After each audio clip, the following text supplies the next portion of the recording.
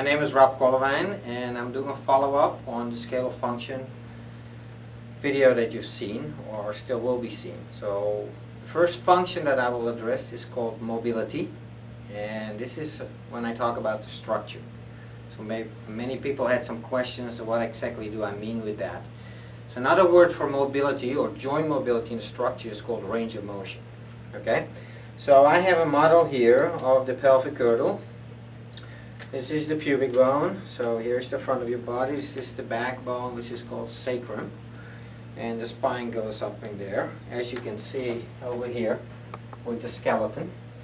And then these are the iliums, and this is the femur head and the acetabulum, or also called the ball joint of the hip and the socket of the hip. Okay, so to explain mobility, I took this joint and I took it apart, and this is all held together by ligaments and muscles, and there is a joint capsule around it that's like a boot that holds the fluid inside. Okay, but in essence, when we talk about mobility, it's really simple. As you can see here, it's really simple. It is the movement of the ball in the socket. Now we have other kind of joints that are flat, or there are saddle joints, but basically it all comes down, how much movement do you have? Is the movement restricted or not? Now, in the medical world, we measure usually the movement of the joints in degrees, but you can also measure them in percentages. So you can say, okay, 25% or less, or 26% to 50%, or 51% to 75%.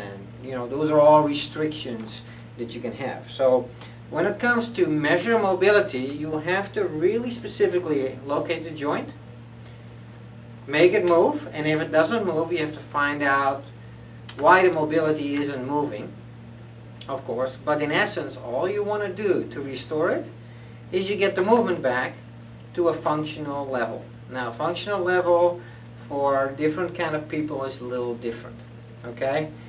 And because they put more demands on the body. But mobility is that simple. Joint motion. Do you have enough of it? If you don't, then you get impediments in flexibility, mobility, posture, etc. So this is the first thing you need to do. Restore the mobility. Thank you for your attention.